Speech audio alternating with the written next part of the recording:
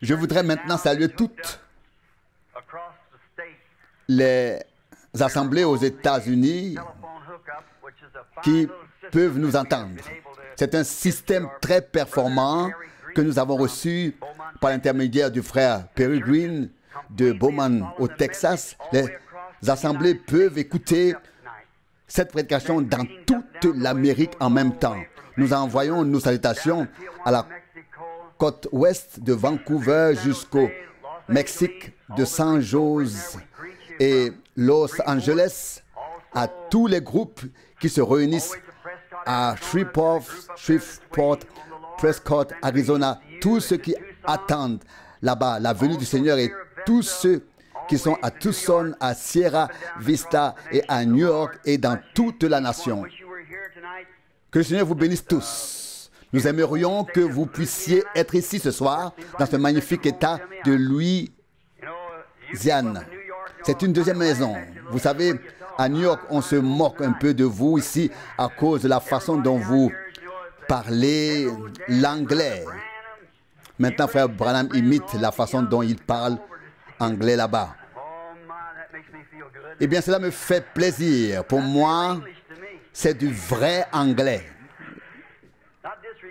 Je ne veux pas vous dire quoi que ce soit, mais je crois que j'ai beaucoup en commun avec vous. Lors d'un petit déjeuner que nous avons pris avec le groupe des hommes d'affaires chrétiens, quelqu'un a soudainement dit « Nous allons maintenant chanter l'hymne national ». Et j'ai pensé à ma vieille maison dans le Kentucky. C'est tout ce que je savais de l'hymne national. Eh bien, je vous envoie quand même mes salutations. Je crois que la retransmission pourra être écoutée également partout où se trouvent les hommes d'affaires, d'après ce que j'ai entendu. Je vois que les microphones sont installés. Et chaque soir, chaque réunion sera retransmise. Priez pour moi. Maintenant, pour l'assemblée locale ici, pour frère Jack et ceux qui viennent ici, je vous demande une faveur ce soir, car ce sera une prédication d'action de grâce destinée non seulement à l'assemblée ici, mais à tous dans la nation. Si elle est un peu longue, mais qu'elle contient un enseignement, je vous demande de faire ce que j'ai toujours fait. Si vous mangez un gâteau aux cerises et que vous trouvez un noyau, ne jetez pas le gâteau, jetez seulement le noyau et continuez à manger le gâteau. Il en va de même pour ce qui est prêché. Donc, s'il y a quelque chose dans ce message qui vous semble étrange, frère Jack m'a toujours ouvert la porte pour que je puisse venir. C'est pourquoi je me sens chez moi. Il a dit, prêche ce qui est dans ton cœur. Il y a peut-être ici d'autres prédicateurs et des personnes qui ne sont pas d'accord avec l'enseignement. Mais d'habitude, je ne prêche pas de choses doctrinales depuis la chair d'un autre frère, mais seulement chez moi. Mais je vous le dis d'avance, si je dis quelque chose avec lequel vous n'êtes pas d'accord, considérez cela comme mon ignorance et priez pour moi. Maintenant, ouvrons la parole de Dieu. Il y a en fait beaucoup de passages auxquels je voudrais me référer ce soir. Je sais que lorsque je suis venu ici pour la première fois, il y a plus de 20 ans, je n'avais pas besoin de noter les passages. Mais maintenant, je dois le faire. Car, vous savez, j'ai maintenant 2 fois 25 ans et c'est pourquoi je dois noter ce que je veux lire. Que Dieu nous bénisse pendant que nous lisons l'Épître aux Romains, le chapitre 7. Je voudrais enseigner cela comme dans une leçon d'école du dimanche. Beaucoup de gens sont debout Et je voudrais aussi saluer ceux qui nous écoutent à Jeffersonville. Ici, c'est bondé, les gens sont debout partout contre les murs, tous ceux qui ont pu venir pour entendre le message. Comme je l'ai déjà dit, nous allons aborder cela comme dans une leçon spéciale. Ce n'est dirigé contre personne, mais néanmoins adressé à l'Église de Jésus-Christ. Je voudrais vous dire tout cela parce que je crois que la venue de Jésus est vraiment proche. Et nous sommes maintenant 20 ans plus près que lorsque j'étais ici il y a 20 ans. Vous voyez, tant de choses se sont passées depuis cette époque. Comment attendons-nous le retour du Seigneur dans notre génération? Nous n'attendons pas un réveil. Non, nous attendons la venue du Seigneur dans cette génération. Eh bien, dans Romains 7, j'espère que vous avez tous ouvert vos Bibles à travers le pays, partout, car ce message ressemblera beaucoup à celui sur le mariage et le divorce. Mais ce n'est pas le cas. C'est une prophétie pour l'Église des derniers jours. Lisons. Romains chapitre 7, verset 1. Ignorez-vous, mes frères, car je parle à des gens qui connaissent la loi, que la loi exerce son pouvoir sur l'homme aussi longtemps qu'il vit. Verset 2. Ainsi, par exemple, une femme mariée est liée par la loi à son mari tant qu'il est vivant. Mais si le mari meurt, elle est libérée de la loi qui la lie à son mari. Verset 3. Ainsi, tant que son mari est vivant, elle est considérée comme adultère si elle se donne à un autre homme. Mais si son mari meurt, elle est libre de la loi et n'est pas adultère si elle se donne à un autre homme. Verset 4. De même, mes frères, vous avez été mis à mort par la loi, par le corps du Christ, afin d'appartenir désormais à un autre, à savoir à celui qui a été ressuscité des morts, afin que nous portions désormais des fruits pour Dieu. Verset 5. Car lorsque nous étions dans la chair, les passions des péchés provoqués par la loi agissaient dans nos membres, de sorte que nous portions des fruits pour la mort. Verset 6. Mais maintenant nous sommes affranchis de la loi, puisque nous sommes morts à ce qui nous tenait captifs, de sorte que nous servons désormais non plus selon la vieille nature de la lettre, mais selon l'esprit de la nouvelle nature. Oh Dieu, nous avons lu et nous croyons que c'est ta parole. Pas un mot, pas une lettre, rien ne peut passer avant que tout soit accompli. Nous croyons que notre Seigneur a dit dans l'Apocalypse au chapitre 22, verset 19, quiconque ôtera quelque chose de ce livre ou y ajoutera quelque chose, sa part sera retirée du livre de vie.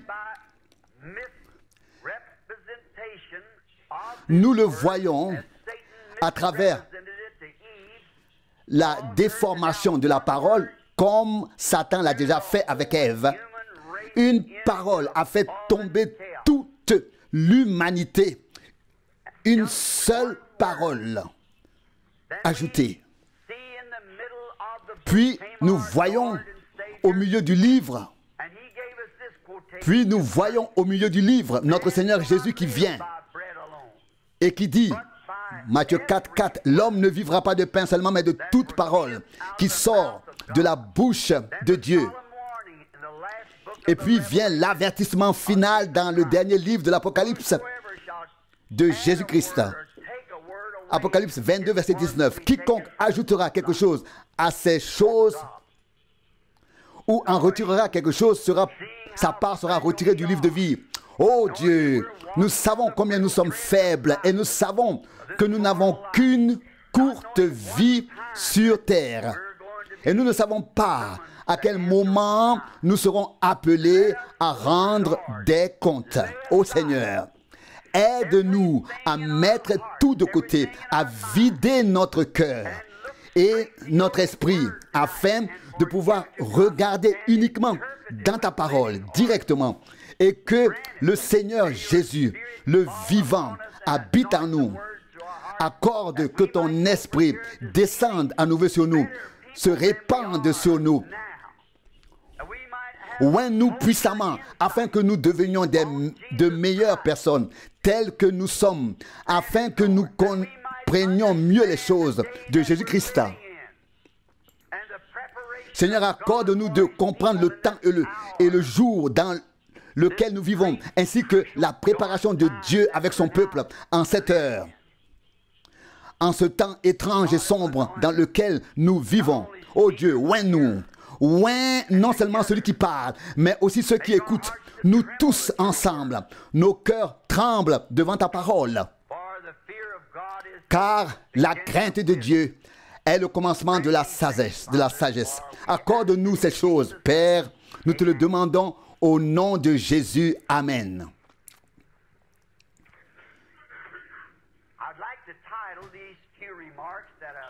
Je voudrais introduire les remarques que j'ai à faire par le thème tiré des passages bibliques que je vais lire ici pour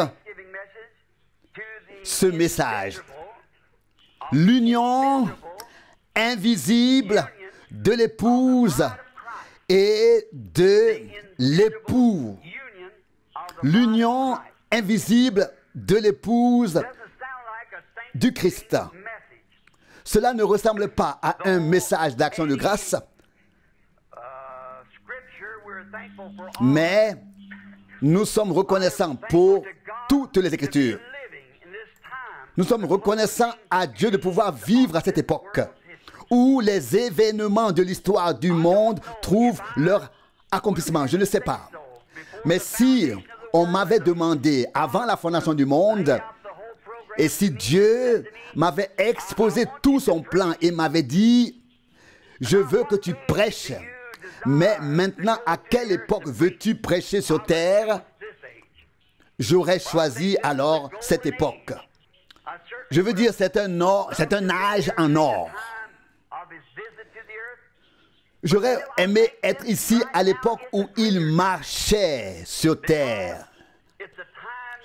Mais je pense que cette époque est plus importante car il se prépare à ramener chez lui son peuple qu'il prépare actuellement. Tous les rachetés.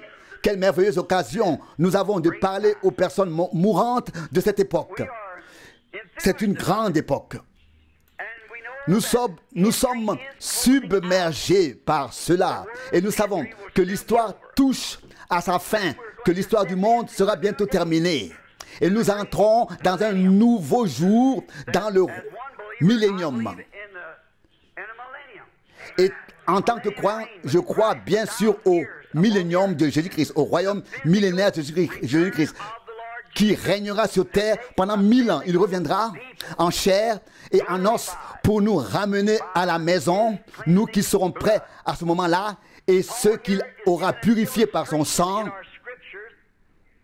Paul donne ici l'illustration dans l'Écriture de la loi de la grâce. C'est un peu comme le mariage et le divorce. Ce passage que nous avons lu est très rarement prêché. Car c'est en effet comme si l'on voulait parler du mariage et du divorce. Mais il y a ici quelque chose de plus grand que le mariage et le divorce. Nous, en tant que l'Église, nous ne pouvons pas dans ce temps être mariés au monde et appartenir à Christ. Tout comme il est impossible qu'une femme vive avec son mari et avec quelqu'un d'autre en même temps. Vous savez que j'ai mes propres opinions à ce sujet, mais je vous dis, ce que dit la Bible est vrai.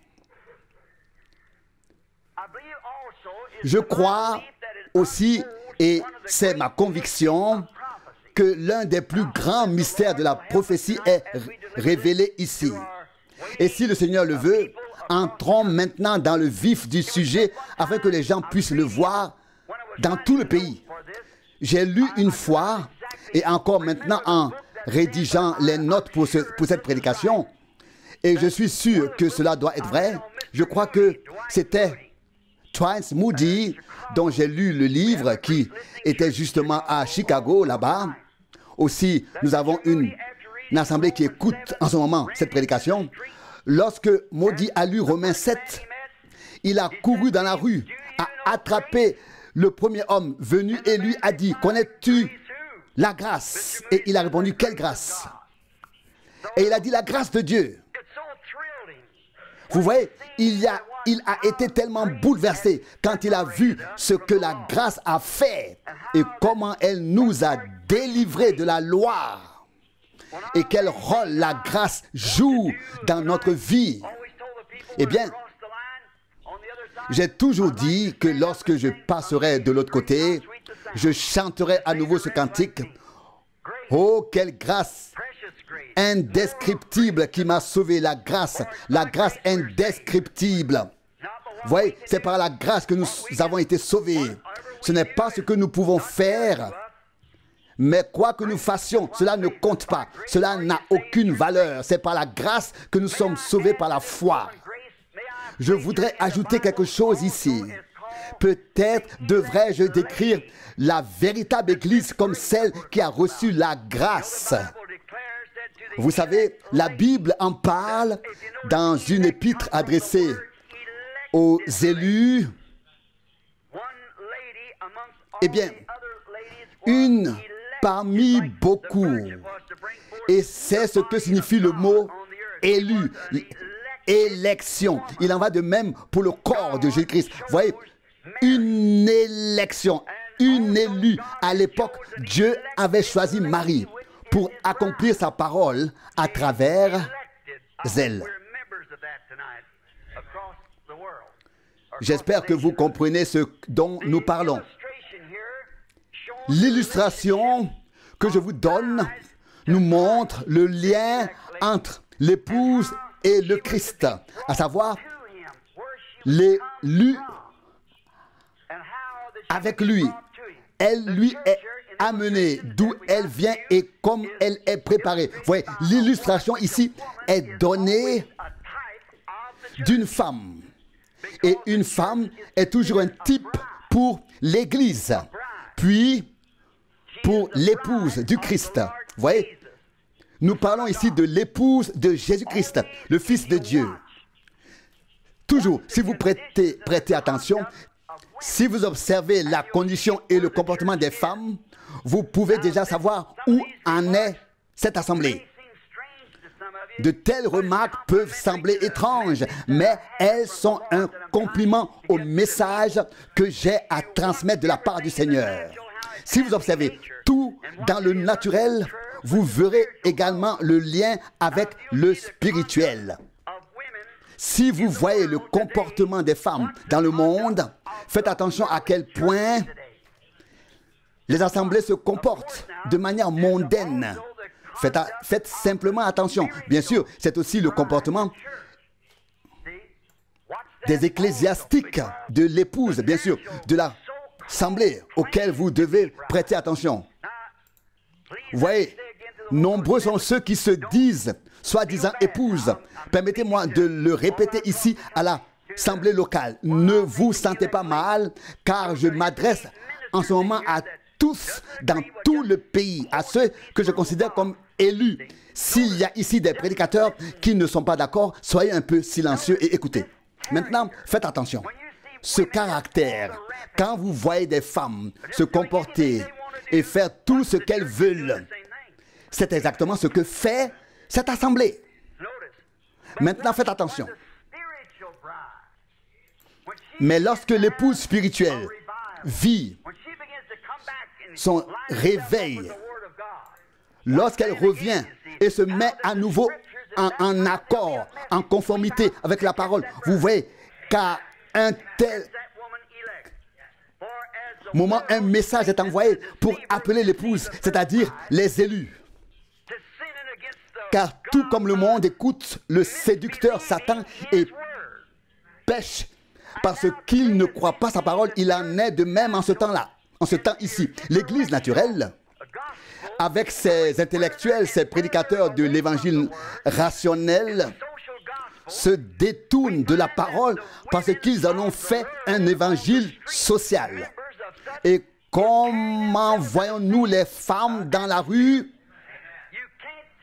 Elles appartiennent certes aux assemblées, mais comment se comportent-elles? Elles ont perdu leurs pensées et leurs raisonnements normaux. Et que font-elles? Elles se rendent directement au conseil œcuménique, puis retournent à Rome aussi vite qu'elles le peuvent. Cela a été prophétisé et c'est ce qui se passe actuellement. Mais qu'en est-il de l'Église spirituelle, de ce groupe de personnes qui ont été appelées à sortir, qui ont été élues, choisies à chaque réveil? Ces personnes ont été appelées à sortir à l'époque de Martin Luther, lors de la Réformation, puis à l'époque de John Wesley. Et il en a été de même lorsque le mouvement pentecôtiste a commencé. Mais ensuite, ils sont repartis. Cependant, le reste s'est toujours laissé mettre en accord et en conformité avec la parole de Dieu. Voyez-vous, les hommes doivent être prêts à recevoir le message donné par Dieu et à se mettre en accord et en conformité avec la parole de Dieu. Vous voyez, mais seuls les élus le font. Les autres ne le font pas. Il en a été ainsi à l'époque de Martin Luther, à l'époque de Wesley. Il en était ainsi lors du réveil pentecôtiste. Vous voyez, seuls les élus de cette époque l'ont reconnu, pas les autres. Les autres ont formé des dénominations et ont suivi le reste. Eh bien, le reste du monde, prenez garde, prenez garde. Lorsque Dieu tente de mettre les hommes en accord, en conformité avec sa parole, il envoie un message nouveau, frais, pour les amener à voir de quoi il s'agit. Bien sûr, vous voyez, nous le voyons dans les familles. Et parfois, tout va bien dans les familles pendant des années et des années. Soudain, il arrive quelque chose, comme on dit dans le langage courant, où il ne pleut pas seulement, mais où il pleut à verse. Vous voyez, tout se passe de telle manière que c'est le jour et la nuit et les contraires apparaissent. Eh bien, Paul, le prophète, dit ici, dans Romains 7, verset 2, qu'une femme ne peut se remarier avant que son premier mari soit mort. Elle ne peut pas se remarier tant que son premier mari est encore en vie. En aucune circonstance, elle doit rester seule tant que son premier mari est en vie. Et si elle le fait, elle est considérée comme adultère. Maintenant, je parle ici du naturel pour mettre en évidence le spirituel. Car si une femme commet un tel péché, elle est coupable d'avoir deux maris vivants en même temps. Elle a donc perdu son droit devant Dieu et devant le ciel. Elle a été exclue de la maison de Dieu. Il en va de même pour l'Église lorsqu'elle tente de combiner les statuts et les dogmes des dénominations avec la parole. Il est impossible d'appartenir à la fois au Christ et aux choses du monde. Non. Non. Vous devez être mort soit à l'un, soit à l'autre. Vous ne pouvez pas avoir les deux ensemble. Vous ne pouvez pas être marié à une assemblée et au Christ si l'un est contraire à l'autre. On dit parfois, je crois cela, je ne crois pas cela. Si vous êtes marié au Christ, le Christ est la parole. C'est ce qui est écrit dans l'évangile de Jean, chapitre 1, verset 1. Au commencement était la parole, et la parole était avec Dieu, et la parole était Dieu. Elle a été faite chair et elle a habité parmi nous. Christ est la parole vivante. Il l'était, il l'est et il le sera toujours. Il était la manifestation, la révélation ou l'attribut de Dieu. Il était le Fils de Dieu. Et chaque fils est l'attribut de son Père.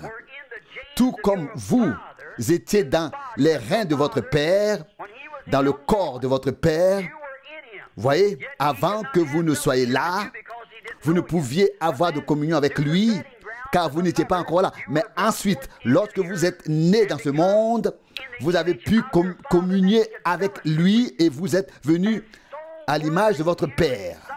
C'est ainsi que vous devenez fils et filles de Dieu. Voyez, avant qu'il y ait eu une lune, une étoile ou une molécule, vous étiez déjà destinés à être fils et filles de Dieu. Car ici, vous êtes la manifestation physique et l'attribut de vos parents. Mais dans l'esprit, vous êtes de Dieu. Car vous avez reçu la vie éternelle de Dieu. Voyez, vous êtes à son image, à l'image de Dieu. Et vous êtes déjà apparu ici pour la gloire de Dieu afin d'être en communion avec lui. Voyez, de même que vous deviez être dans votre Père, dans le naturel, avant de pouvoir sortir, vous étiez en Dieu avant que le monde fût fondé, afin de pouvoir être ici maintenant, naturellement. Maintenant, prenez garde.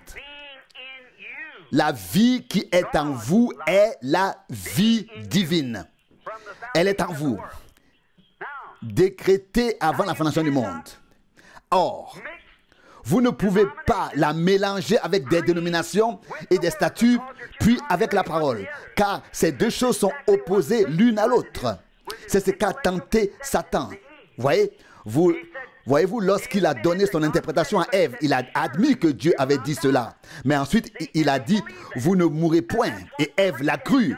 Genèse 3, 4. C'est ainsi que les statuts ont agi jusqu'à aujourd'hui.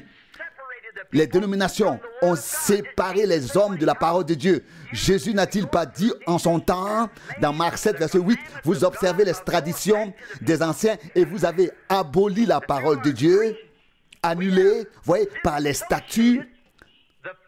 Ils ont retiré les hommes de la communion de l'Esprit de Dieu qui est prêt à oindre la parole et à la révéler. Les hommes ont été séparés de Dieu par les dénominations et les interprétations de sa parole. Vous voyez, à toutes les époques, Dieu a toujours fait quelque chose. Et à toutes les époques, il a eu une parole qu'il a accomplie. Vous voyez, il en est de même. À notre époque, tout comme le corps humain est construit, l'œuvre de Dieu s'est accomplie à travers les âges. Voyez, dans l'Ancien Testament, Dieu s'est révélé comme Jéhovah. Voyez, Dieu le Père. Puis ce même Dieu s'est révélé comme le Fils, Jésus-Christ. Et ce même Dieu habite maintenant en nous par le Saint-Esprit. Toujours le même Dieu. Trois manifestations du même Dieu. Voyez, pour chaque époque, pour chaque âge ou génération, Dieu a déterminé sa parole depuis le commencement. Voyez, comme dans la création, Dieu a d'abord créé la vie végétale, puis la vie animale, puis la vie humaine, toujours plus haut et plus haut. C'est ce que Dieu a fait avec l'Église, par la justification, au temps de Luther, et ainsi, l'épouse a été appelée à sortir, arrachée à tout, et à mener toujours plus loin. Et à chaque proclamation de la parole, on pénétrait plus profondément dans l'écriture jusqu'à ce que la tête, le Christ, revienne. Or, elle est comme une femme. Et si elle est mariée au Christ, la parole, elle ne peut pas être mariée en même temps à une assemblée ou à une confession. Non, elle ne peut être mariée qu'à l'un ou à l'autre. Les deux ne sont pas possibles. Car l'un est contraire à l'autre. L'un est envoyé par Dieu, l'autre est fait par les hommes. Vous voyez, Dieu dit dans sa parole que toute parole humaine soit mensonge et que ma parole soit vérité. Romains 3, 4. Vous voyez, tout comme la grâce et la loi s'opposent, ces choses s'opposent. L'un doit mourir pour que l'autre puisse vivre. Vous voyez, si l'on tente de mélanger les deux, on est coupable d'adultère. Oh, réfléchissez-y. Vous à New York, vous en Arizona, dans toute la nation, réfléchissez-y. Dieu dit ici, si une femme vit avec deux hommes en même temps, elle est adultère, elle ne pourrait pas entrer au ciel. Non. Dieu prendra-t-il une femme adultère et se mariera-t-il avec elle? Certainement pas. Et ses enfants, si elle est adultère, ses enfants sont-ils différents? Alors ils sont illégitimes. Envers qui? Ils sont illégitimes envers Dieu, car ils sont mélangés avec le monde. Quelle image ici, sur le chapitre 3 de l'Apocalypse, dans l'âge de l'église de Laodicée. Vous voyez, quel groupe mélangé, dénomination, tiède.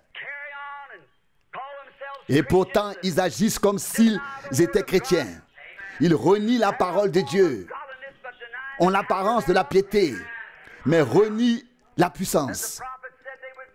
C'est ce qu'a dit le prophète. Le mariage est la plus ancienne institution du monde, au monde, depuis déjà dans le jardin d'Éden. Une femme a reçu un caractère qu'elle ne doit pas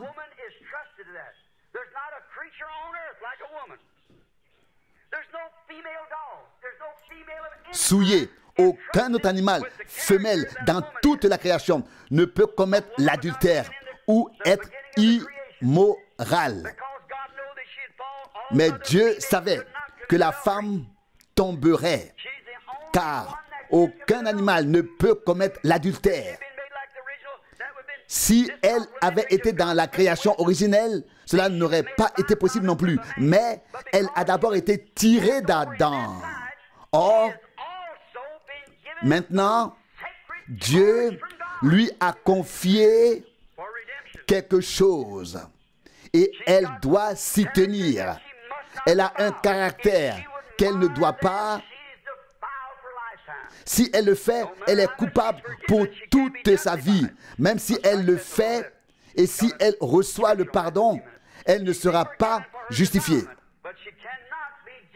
Bien sûr, elle peut être pardonnée, mais elle ne sera pas justifiée dans cette vie. Non. Bien sûr, pardonnée, oui, mais pas justifiée. Son corps lui a été donné par Dieu qui doit lui être consacré. Aucun oiseau, aucun animal, rien. Aucun sexe féminin ne peut le faire. Eh bien, son corps est ainsi consacré car elle doit donner une nouvelle vie à ce monde. C'est pourquoi ce corps lui a été confié.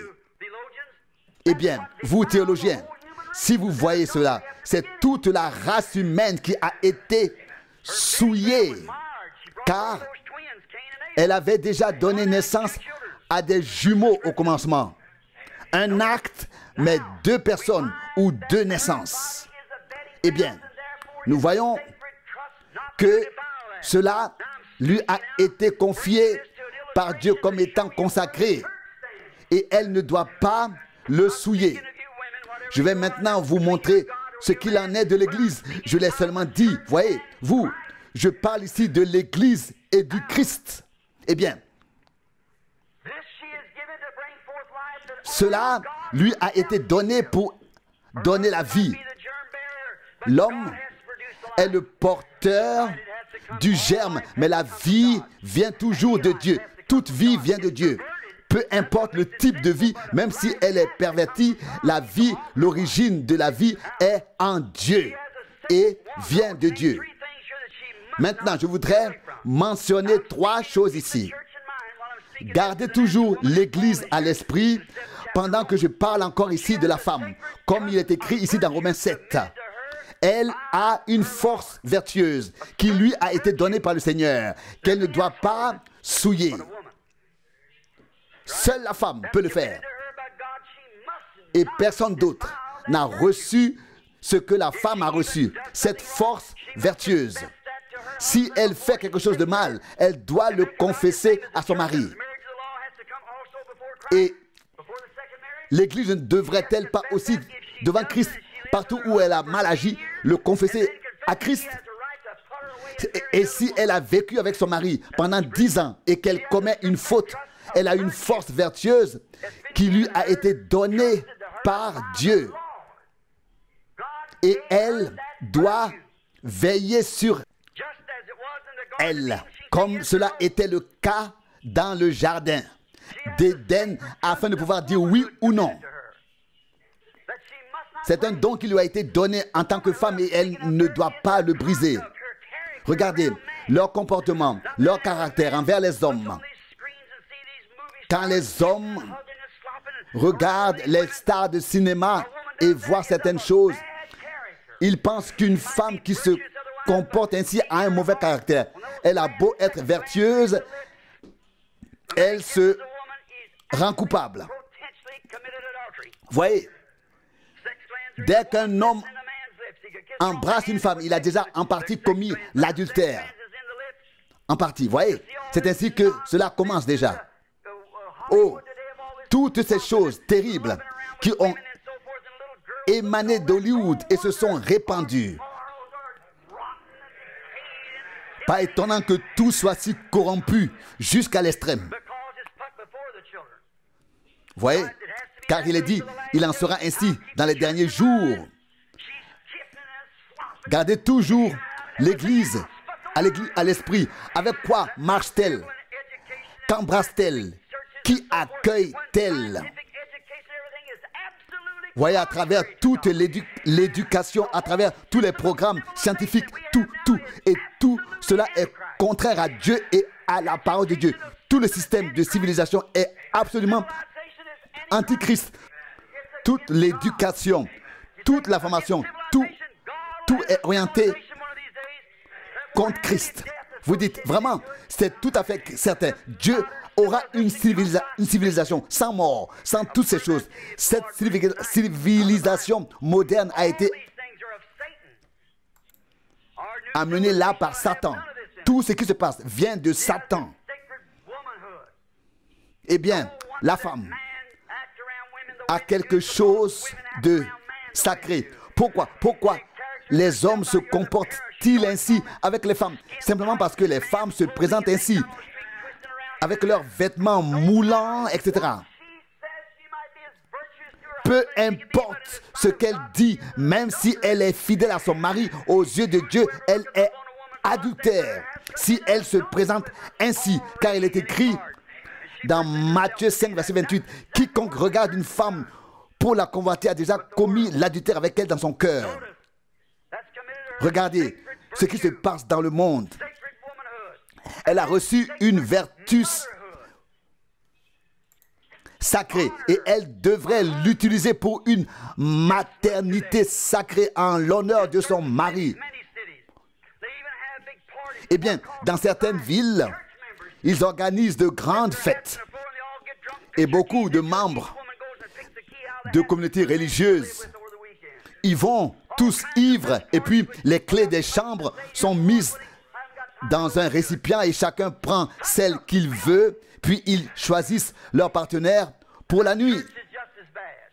Quelle saleté est là! Et l'Église est tout aussi mauvaise. Elle commet l'adultère avec tout ce qui se présente à elle au lieu de rester fidèle à la parole de Dieu. Les bâtiments, c'est bien. Les hôpitaux, c'est bien. Tout est bien, même l'éducation. Ce n'est pas que je sois contre tout cela en général. Mais voyez-vous, nous devons nous habiller, nous vêtir. Car les vêtements existent. Au commencement, nous étions enveloppés par Dieu et nous n'avions pas besoin. Mais maintenant, nous devons nous habiller, nous vêtir.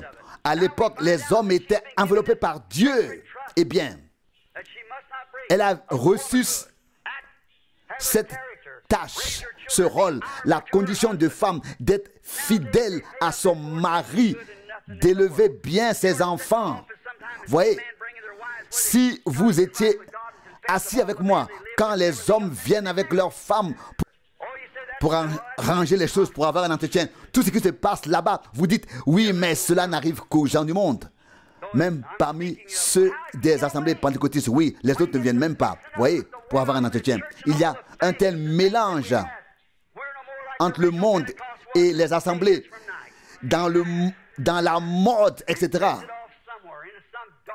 Et nous sommes aussi loin de la Pentecôte originelle que le jour est loin de la nuit. Vous voyez, vous, quelque part, nous sommes écartés des choses et tout est un chaos obscur. Eh bien, quelle responsabilité à la femme. Voyez, vous, pourquoi elle est un modèle pour l'Église. Nous avons une responsabilité envers le Seigneur, tout comme la femme a une responsabilité envers son mari. Ainsi, en tant qu'Église, nous avons une responsabilité envers Dieu et sa parole. Si une femme s'en va avec un autre homme, qu'en est-il lorsqu'une assemblée se détourne de la parole de Dieu? Eh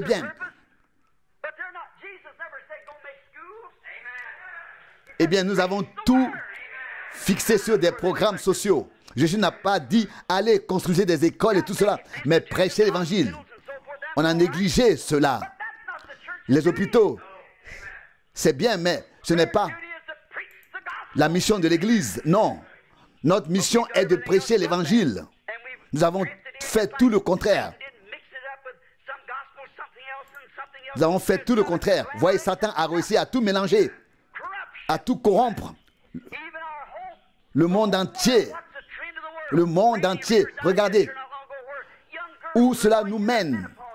Vous avez tous lu dans le Reader's Digest magazine comment dans les années 20, les gens atteignaient la ménopause ou l'âge mûr avant d'avoir 30 ans. C'est parce que nous consommons des fruits ou des aliments qui sont corrompus. Eh bien, qu'en est-il de l'Église? Exactement, la même chose. Elle est dans la même situation. Elle est un type. Elle a reçu la vertu par l'Esprit de Dieu. Qu'en a-t-elle fait? Elle a commis l'adultère avec la parole de Dieu. Elle n'a pas été fidèle. Eh bien, pour honorer la parole de son Seigneur, elle doit rejeter tous les statuts, toutes les dénominations. Personne ne peut dire, mon assemblée enseigne ceci et cela. Non, si cela contredit la parole de Dieu, je le rejette. La Bible dit, Hébreux 13, 8, Jésus-Christ est le même hier, aujourd'hui et éternellement. Marc 16 dit, voici les signes qui accompagneront ceux qui auront cru. Voyez, verset 17, voyez, vous devez naître de nouveau. Et l'Écriture dit, allez dans le monde entier, enseignez toutes les nations et prêchez l'évangile. Ces signes accompagneront ceux qui auront cru. Vous voyez comment nous nous sommes détournés de cela? Le voyez-vous? Eh bien, où est notre responsabilité? Qu'a fait Hollywood aux femmes? Ici, que Sœur Schrader, qui est assise ici, et beaucoup d'autres femmes qui sont encore assises ici, les femmes âgées, Sœur Moore, elles se souviennent des années passées. Si leur mère ou elles-mêmes étaient descendues dans la rue comme les femmes d'aujourd'hui, on les aurait enfermées dans un asile d'aliénés parce qu'on aurait pensé qu'elles étaient sorties sans jupe. Eh bien, n'est-ce pas le monde? N'est-ce pas le monde entier? Tous ces meurtres et tout ce qui se passe dans ce monde, tout cela est fou et cela doit arriver dans ces derniers temps. Bien sûr, le temps viendra bientôt où l'on criera au rocher, couvrez-nous et ainsi de suite. Le monde entier est perdu, c'est presque arrivé. Eh bien, tout se passe jusqu'à la folie totale. Eh bien, vous pensez, c'est la civilisation. Regardez ce qu'Hollywood a fait aux femmes. Elles ont été dépouillées de leur vertu. Vous voyez, elles ont tout perdu. Comment ont-elles fait? Il y avait quelque chose d'intelligent et l'instrument était la communauté religieuse, comme dans le jardin d'Éden. Une personne rusée, le diable, est entré dans l'église comme dans les années d'Éden et a séduit. Elle a été séduite. Les femmes ne veulent pas mal agir. Ève ne voulait pas mal agir. Non, pas volontairement, non. La Bible dit dans 2 Corinthiens 11, verset 3, qu'elle a été séduite. Et séduite ne signifie pas que vous y êtes entré volontairement, mais que vous y avez été entraîné. Elle a été séduite par la télévision, par les magazines. Vous lisez toutes ces choses, vous voyez les images. Les filles modernes, elles regardent tout cela et voient les vêtements dans les magasins. Regardez tous ces instruments de l'enfer qui ont été mis parmi le peuple par lesquels les gens sont séduits. Ils sont morts et ils ne le savent pas, loin de Dieu. Vous voyez, comme ils ont tout perdu. Aujourd'hui, je veux que vous y prêtiez attention. Jésus en a parlé. Si vous voulez le lire, Jésus a mentionné que cela se passerait ainsi. Dans ces dernières heures, avant la crucifixion, dans l'évangile de Luc, chapitre 23, verset 27, lorsque Jésus était en route vers Golgotha, Luc 23, verset 27. Verset 27, Luc 23. Une grande foule le suivait, ainsi que de nombreuses femmes qui se lamentaient et pleuraient sur lui. Verset 28. Jésus se retourna vers elle et dit, « Fille de Jérusalem, ne pleurez pas sur moi, mais pleurez plutôt sur vous-même et sur vos enfants. » Verset 29. « Car voici, des jours viendront où l'on dira, heureuses les stériles, heureuses les femmes qui n'ont pas enfanté et qui n'ont pas allaité. »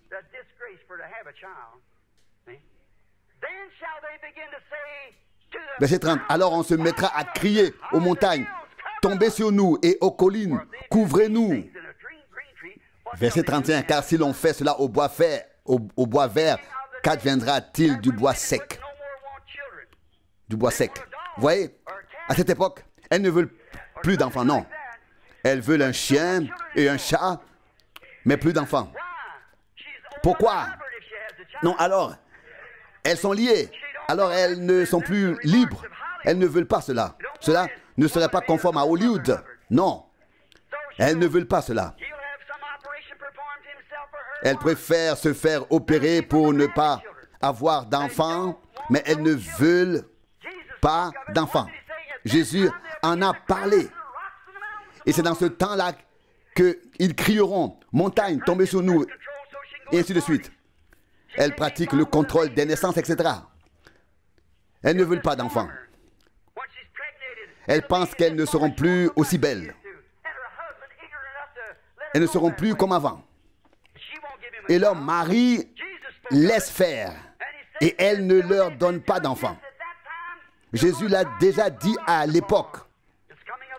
Et il a dit à ce moment-là, ils s'écrieront que les collines et les montagnes tombent sur nous. Vous payez des sommes considérables pour des chats et des chiens. Les femmes ont une nature donnée par Dieu. Elles sont faites pour prendre soin des enfants. Vous savez bien que je chasse. Et quand l'automne arrive, que les ours vont dormir pour tout l'hiver,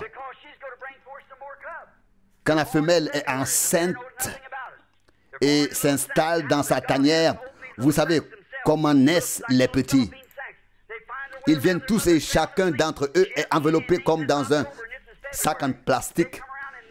Et l'ours se couche en octobre et ne se réveille peut-être que des mois plus tard. Et elle ne voit ces petits que lorsqu'ils sont déjà grands. Ils têtent pendant qu'elle dort tout l'hiver.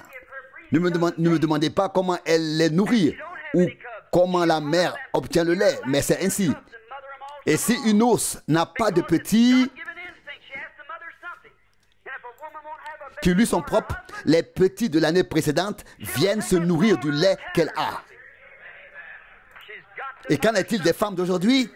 Elles ne donnent pas d'enfants à leur mari, mais préfèrent acheter un chien ou autre, plutôt que d'élever des enfants dans la discipline et la crainte du Seigneur. Vous voyez, elles pensent alors que cela ne correspond pas à leurs conditions. Elles ne se sentent alors plus en accord avec leurs conditions selon le temps actuel. N'est-ce pas là une image de l'Église moderne d'aujourd'hui Qui veut encore aujourd'hui vivre comme dans le chapitre 2, verset 38 des Actes des Apôtres? Qui veut encore crier de joie, louer, parler en langue, etc. et crier Alléluia? Voyez, ceux qui appartiennent aux confessions ne le veulent pas. Non, ils vous excluront très vite. Ils sont remplis d'autres choses. Bien sûr, ils produisent des membres, mais lesquels? Telle est la question. Ils ne veulent rien qui ressemble à ce que rapporte le livre des Actes des Apôtres. Non, cela les mettrait dans l'embarras. Leur éducation et leur opinion éthique, tout cela serait offensé. Non. Ils ne veulent pas cela. Ils ne veulent pas recevoir la parole de Dieu en eux pour pouvoir produire quelque chose. Je vous dis que c'est la seule possibilité. Recevoir la parole en nous pour naître de l'esprit.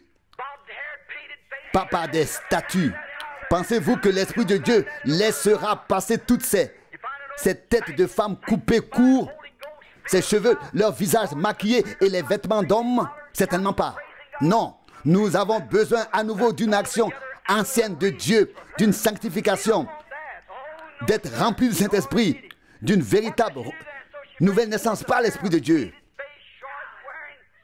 Et que produit l'Église à notre époque? Maintenant, tout ce qu'une Jézabel produit à notre époque, maquillée comme elle l'était.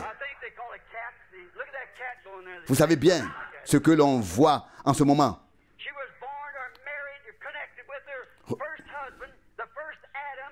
Regardez dès le début, là, le premier Adam et Ève.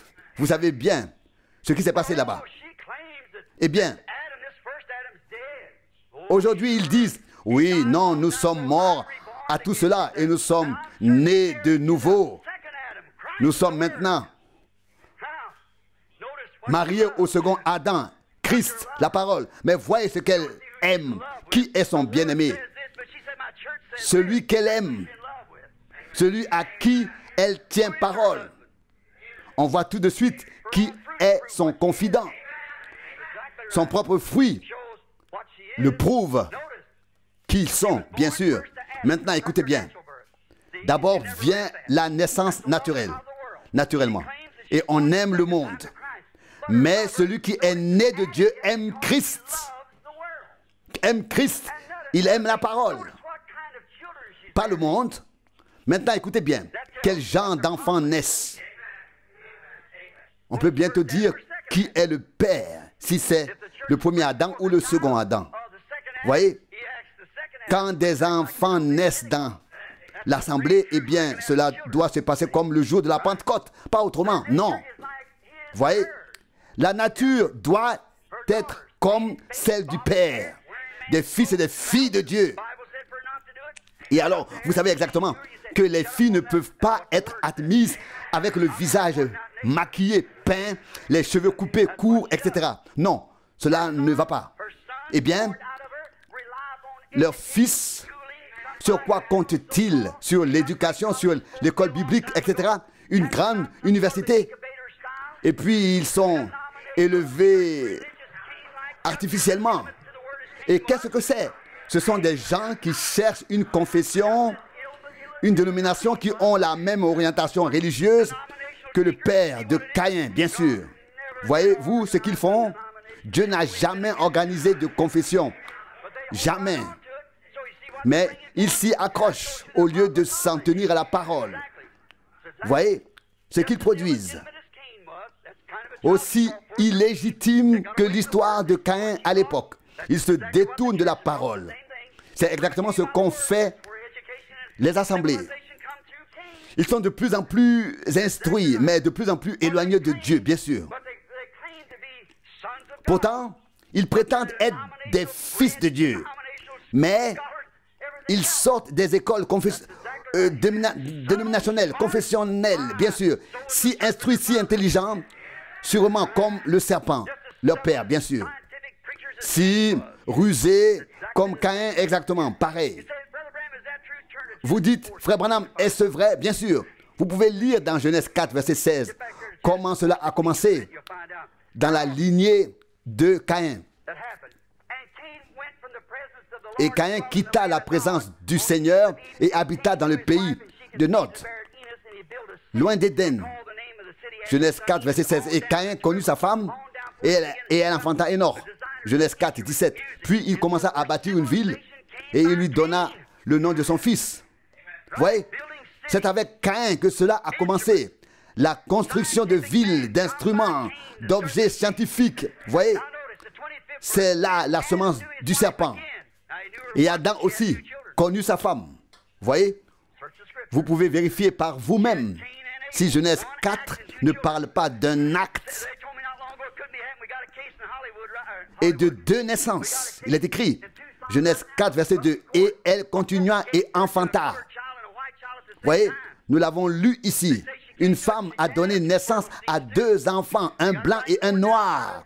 Vous voyez, cela se produit aussi chez les animaux. Et l'homme blanc a dit, je subviendrai aux besoins de mon enfant, mais pas à ceux de l'autre. Et la femme vécut avec les deux hommes, avec l'un le matin, avec l'autre l'après-midi. Et elle enfanta deux enfants. Vous voyez, il en fut ainsi avec Satan. Exactement la même chose. Le matin avec le serpent et l'après-midi avec Adam.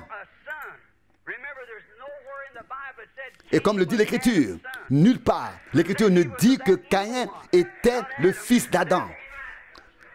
La Bible dit dans 1 Jean 3, 12, il est du malin. Vous voyez? Et alors il connut sa femme et elle enfanta Seth. Donc Adam connut sa femme et elle enfanta Seth. Dieu a donné une naissance, une semence à la place d'Abel. Et puis un fils lui fut né. Et on l'appela Énos. Et alors, on commença à invoquer le nom du Seigneur. Genèse 4, 26. Vous voyez, c'est de la lignée de Seth que sont issus ceux qui ont invoqué le nom du Seigneur. L'autre était la lignée du serpent. La Bible dit ici clairement que le premier homme doit être mort. Il ne suffit pas de le mettre de côté. Non, il doit être mort.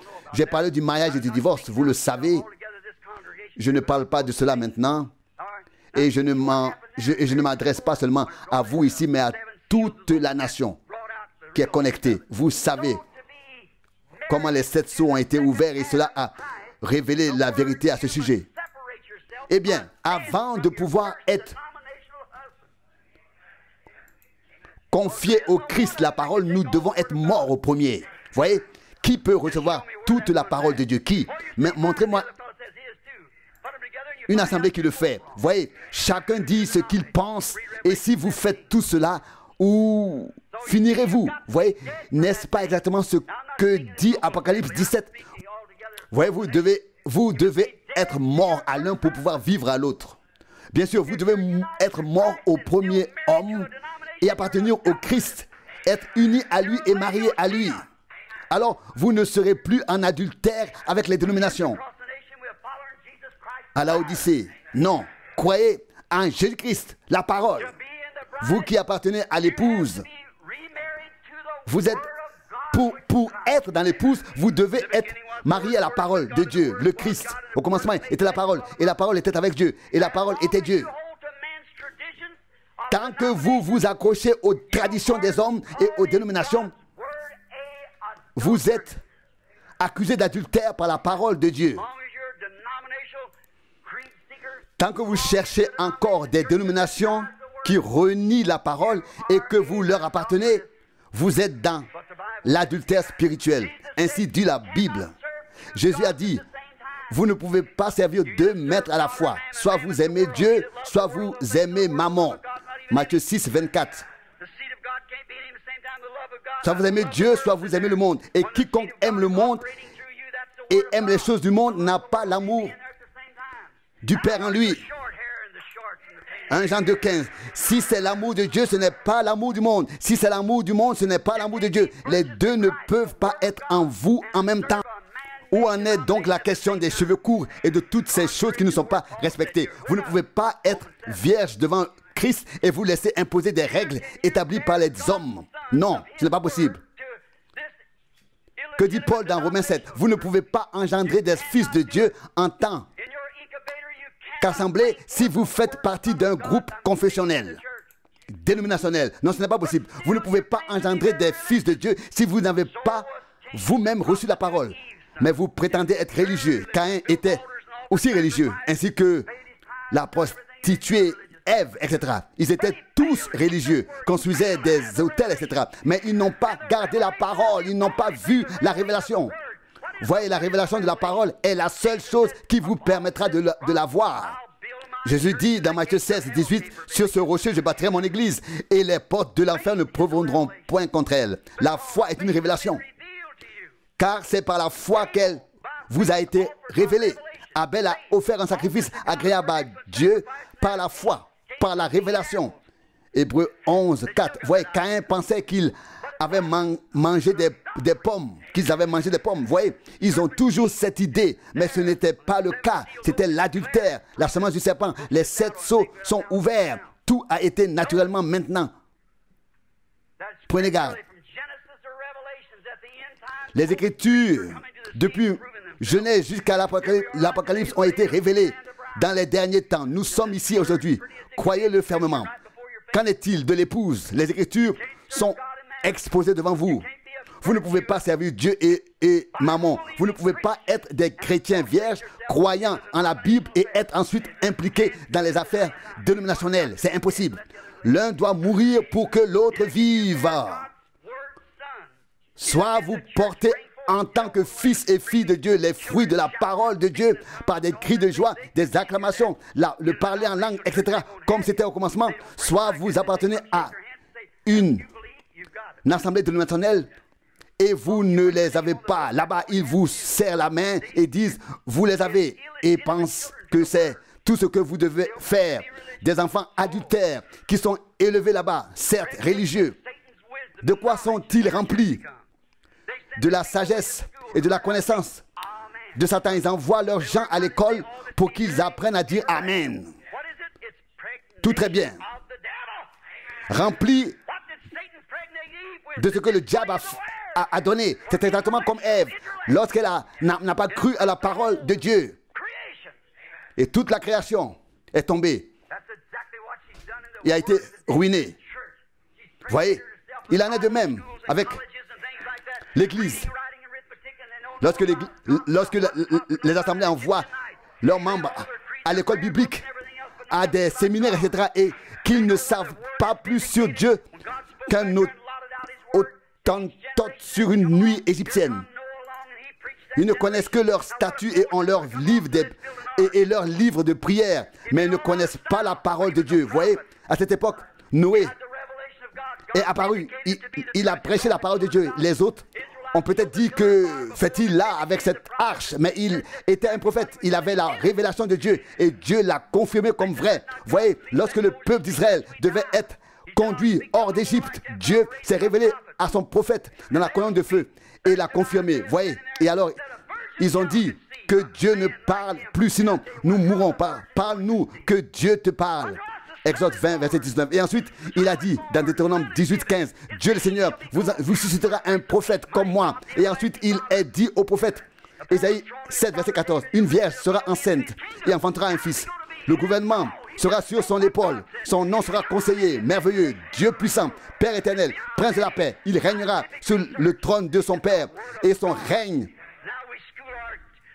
n'aura pas de fin. Ésaïe 9, 5. Nous ne pouvons pas expliquer ce que Dieu a dit. Cela s'accomplit. Cela dépasse tout ce que nous pouvons comprendre avec notre intelligence. À quoi sert toutes ces théologies publiques dans les séminaires? Nous avons là tout ce qui avait été prédit pour l'âge de la Odyssée. Eh bien, si vous voyez tout cela, alors vous voyez juste dans 1 Jean 2, 15. Si vous aimez le monde et les choses du monde, l'amour de Dieu n'est pas en vous. Comment pouvez-vous être rempli de la parole de Dieu et ensuite vous laisser entraîner par Hollywood, la mort et toutes ces choses? C'est impossible. Tout cela au nom de la religion, bien sûr. De quoi êtes-vous réellement rempli?